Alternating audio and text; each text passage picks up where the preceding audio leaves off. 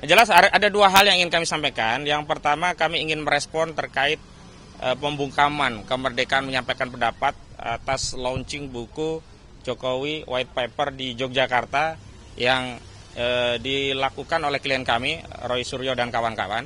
Dan yang kedua, kami juga nanti ingin informasikan bahwa hari ini akan dipanggil 3 orang saksi, satu dari kalangan emak-emak aktivis, satu lagi dari kalangan jurnalis, dan satu lagi dari kalangan YouTuber.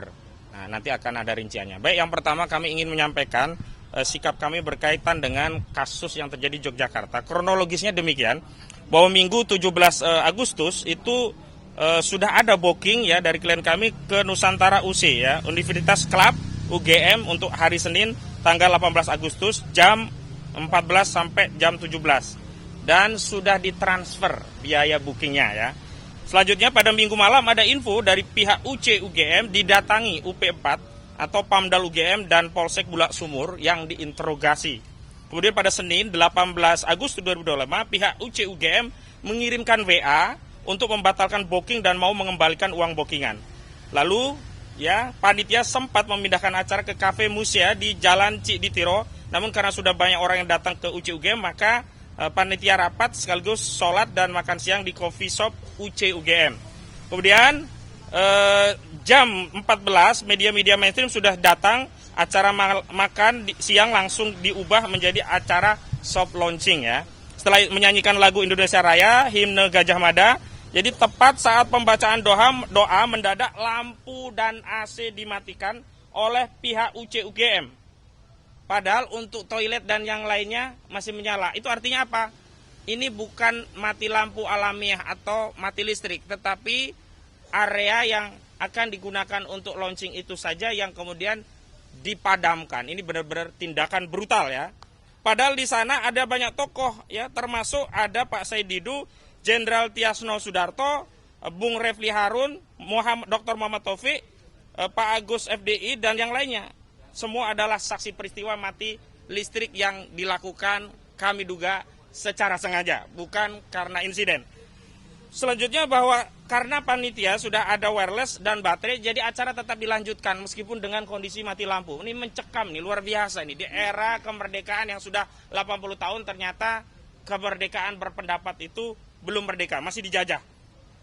Dan kemudian ada spanduk backdrop yang semestinya digunakan tapi tidak bisa digunakan dan akhirnya acara tetap terselenggara dengan kondisi seadanya.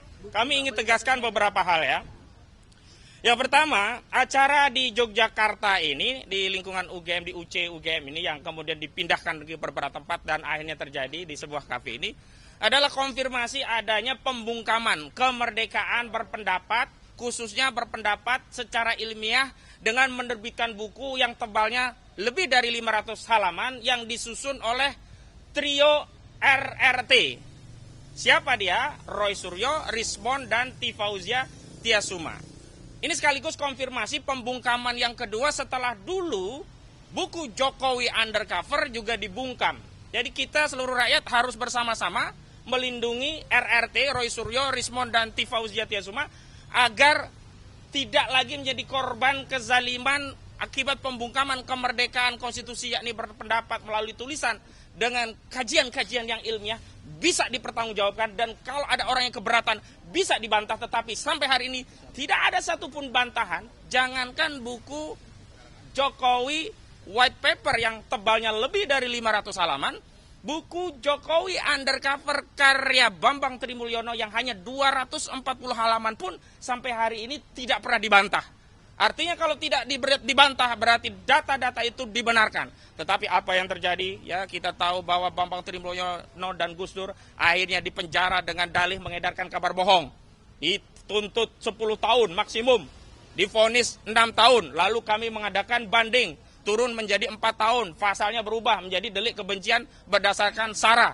Ini adalah konfirmasi adanya pembungkaman dan kami sekali lagi dari tim advokasi anti kriminalisasi, akademisi dan aktivis mengecam keras tindakan pembungkaman dan menghimbau agar aparat penegak hukum bekerja.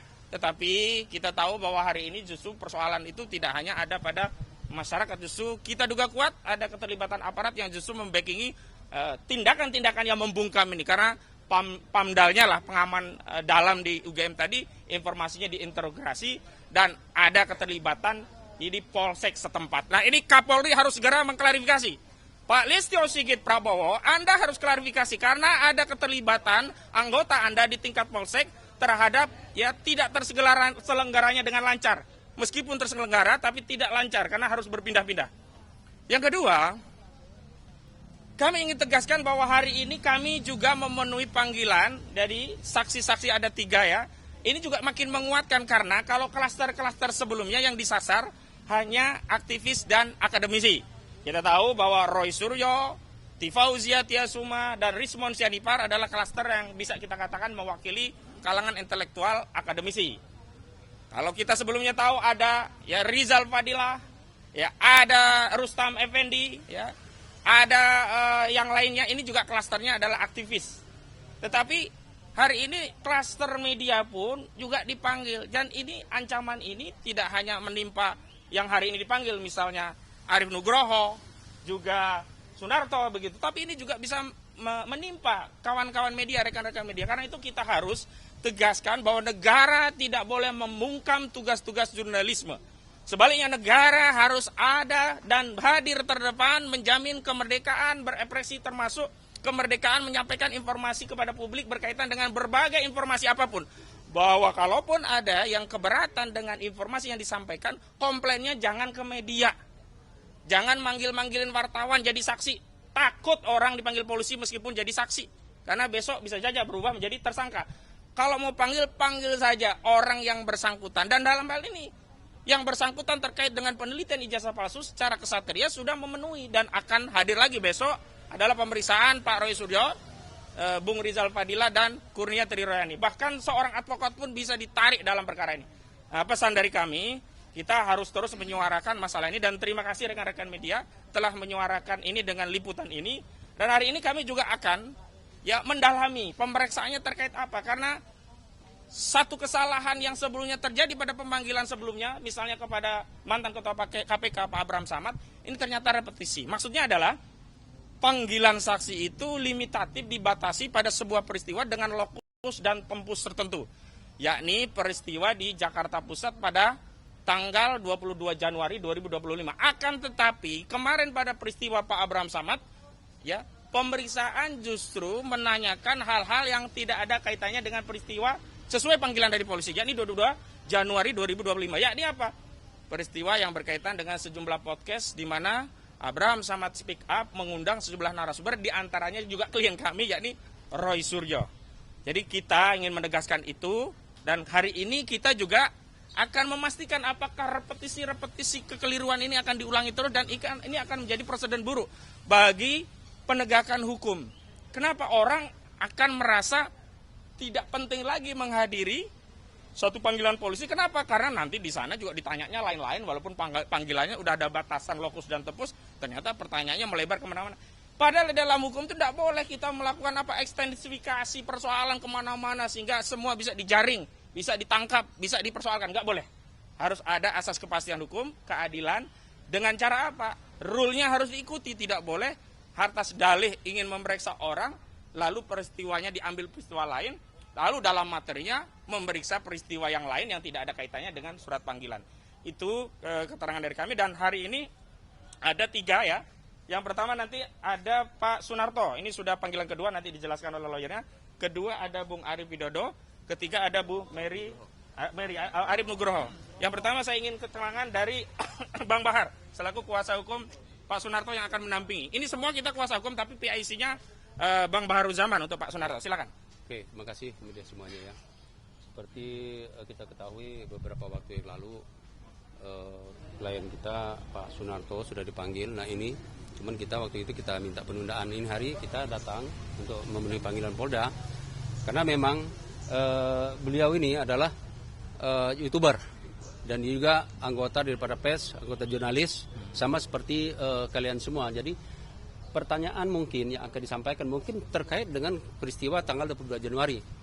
Tapi perlu kami sampaikan bahwa kedatangan dia ke Polda hari ini adalah untuk memenuhi sebagai rakyat yang taat hukum, ya. Padahal dia tahu, dia sebagai jurnalis, setiap ada berita dia akan kejar itu berita. ya kan? Dan tugasnya apa? Untuk menyampaikan berita itu kepada masyarakat. Nah, apakah itu bermasalah? Mungkin yang menurut dia ya tidak, karena dia sebagai jurnalis. Nah, itu saja yang mungkin saya sampaikan. Kalau seandainya dinyatakan bersalah, ya kita tahu salahnya di mana. Nah, sama seperti kalian, jurnalis, kalau dinyatakan salah, ya kita bingung juga salahnya di mana. Mudah-mudahan dari sini pihak kepolisian juga akan memahami tentang Undang-Undang Nomor 40 Tahun 2099 dan kesepakatan bersama antara Kepolisian Republik Indonesia dengan para YouTuber dan jurnalis. Jadi mungkin kalau itu sudah diketahui, mungkin ada pertimbangan lain untuk hal-hal yang kita bisa terima dengan baik. Demikian. Baik, selanjutnya silakan Bang Gafur. Ini kuasa hukum PIC-nya untuk Arif Nugroho. Ya, jadi teman-teman media, hari ini salah satu teman wartawan atas nama Arif Nugroho itu akan dipanggil oleh Polda Metro Jaya ya. Bukan akan, sudah dipanggil. Sudah dipanggil, mohon maaf, memenuhi panggilan. Ya. Hari ini kita memenuhi panggilan Polda Metro Jaya. Dan saksi ini latar belakangnya adalah seorang jurnalis. Kami hari ini masih bertanya-tanya begitu ya. Apa relevansi perkara peristiwa yang diduga pidana dengan peran seorang wartawan? Karena berdasarkan Undang-Undang 40 tahun 1999, tugas seorang jurnalis itu kan hanya mengumpulkan, menghimpun, mengolah, dan menyampaikan informasi itu kepada publik gitu, ya. Tidak punya peran dalam konteks dugaan terjadinya tindak pidana, itu satu hal. Hal yang kedua, kami melihat ini ada perluasan yang dilakukan oleh Polda Metro Jaya dalam rangka melakukan pembungkaman terhadap kebebasan berpendapat. Apalagi kemarin teman-teman kami dari Roy Suryo CS itu juga kemarin dilakukan dalam tanda petik intimidasi, ya, secara kasat mata terhadap kebebasan mereka dalam menyampaikan, ya, informasi terkait dengan buku Jokowi White Paper ya, yang sudah mereka rilis kemarin. Dan buku tersebut mereka persembahkan kepada bangsa ini dalam rangka Dirgahayu Kemerdekaan Indonesia yang ke-80 tahun, ya. Jadi ini ada kesan yang sangat terang benderang, ya, bahwa Polda Metro Jaya kemudian pihak-pihak terkait lainnya, baik itu juga termasuk UGM, sekarang justru sedang melakukan dugaan upaya membungkam kebebasan pers, kebebasan berpendapat, kebebasan menyampaikan informasi ilmiah kepada masyarakat. Padahal negara kita ini adalah negara demokrasi yang menjamin kebebasan warga negara untuk menyampaikan pendapatnya di muka publik. Itu dua hal. Hal yang ketiga, ya, kami masih memberikan concern terhadap kasusnya Sylvester Matutina. Ya, besok saudara Sylvester akan menghadiri sidang permohonan peninjauan kembali atau PK di Pengadilan Negeri Jakarta Selatan. Saya kira ini momentum yang sangat baik kepada pihak Kejaksaan Negeri Jakarta Selatan untuk dalam tanda petik memburu saudara Sylvester, karena besok ini pasti beliau hadir di Pengadilan Negeri Jakarta Selatan. Kenapa? Karena berdasarkan pasal 265 KUHP ayat 2 dan surat edaran Mahkamah Agung nomor 1 tahun 2012 tentang permohonan peninjauan kembali dalam perkara pidana, pemohon PK wajib hadir. Dan besok saudara Sylvester pasti hadir. Karena kalau besok tidak hadir, berarti permohonan PK-nya tidak akan ditindaklanjuti oleh Pengadilan Negeri Jakarta Selatan. Nah, di kesempatan besok itulah kami kuasa hukum dari Roy Suryo CS yang sudah mengirimkan surat kepada Kepala Kejaksaan Negeri Jakarta Selatan. Ya, sebelum 1 hari sebelum kemerdekaan, kami sudah mengirimkan 3 surat kepada pejabat Kejaksaan Agung Republik Indonesia, yaitu Bapak ST Burhanuddin selaku Jaksa Agung Republik Indonesia, kemudian kepada Jaksa Agung Muda Bidang Pengawasan dan Jaksa Agung Muda Bidang Pembinaan. Itu sudah kami kirimkan 3 surat itu kepada pihak-pihak yang punya otoritas. Karena proses peradilan terhadap perkara Sylvester Matutina itu sudah selesai. Sudah case close, tinggal eksekusi. Ya, kalau termulnya mengatakan bahwa ini kan PK, harusnya jangan dieksekusi dulu. Itu justru argumentasi yang melanggar hukum dan cacat yuridis. Karena berdasarkan pasal 268 KUHP, permohonan PK tidak menunda proses eksekusi, tidak meniadakan proses eksekusi, dan kejaksaan dalam hal ini adalah Kejaksaan Negeri Jakarta Selatan tidak perlu dulu menunggu putusan PK, karena biasanya berdasarkan praktek yang ada, Biasanya terpidana itu mengajukan PK dari dalam lapas. Loh ini kok orang mengajukan PK di luar. Ini praktek sistem peradilan pidana seperti apa? Kami mempertanyakan integritas dari kejaksaan. Karena ini bukan lagi perkara hukum. Ini bukan tentang yuridis. Ini bukan tentang aspek legalitas nullum delictum nulla poena sine praevilia legea punale. Tapi ini tentang marwah. Ini tentang moralitas dari aparat penegak hukum yang hari ini kami pertanyakan. Ya, jadi besok menurut kami itulah momentum terbaik bagi Kejaksaan Negeri Jakarta Selatan untuk mengeksekusi saudara Sylvester karena berdasarkan keterangan resmi yang disampaikan oleh Kapus Penkum Kejagung, Kajari pada tahun 2019 telah mengeluarkan surat eksekusi. Kalau suratnya eksekusi berarti adalah surat perintah yang dikeluarkan oleh Kajari dalam bentuk P48.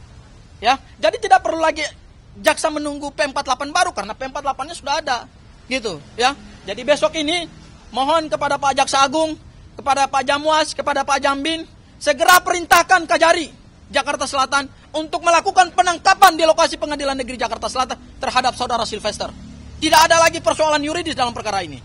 Kalau Jaksa Agung mau meneguhkan kembali wibawa kejaksaan yang hari ini diapresiasi oleh publik karena berhasil menangkap para koruptor, berhasil mengamankan uang hampir triliunan rupiah, berhasil menangkap hakim agung, berhasil menangkap hakim di pengadilan negeri, ya di Surabaya, ada seorang mantan pejabat Mahkamah Agung yang disita dan digeledah uangnya hampir 1 triliun.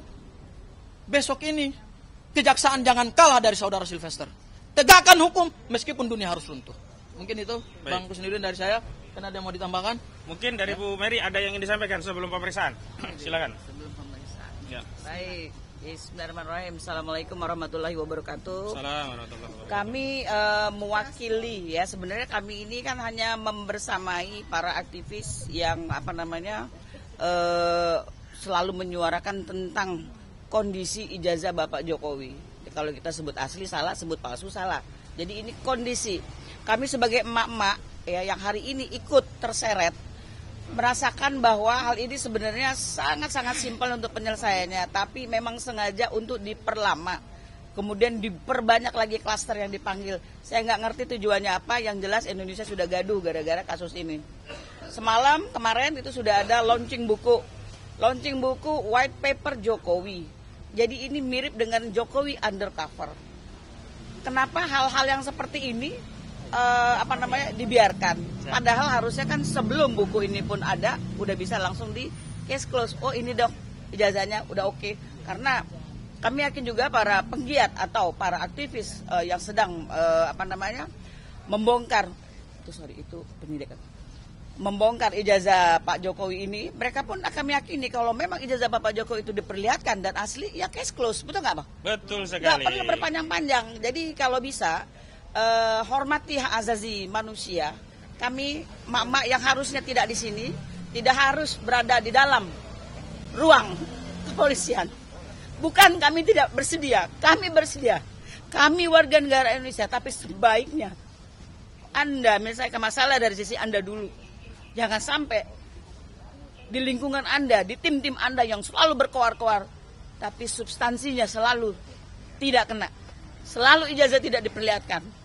Apa gunanya itu kayak banci itu Bang.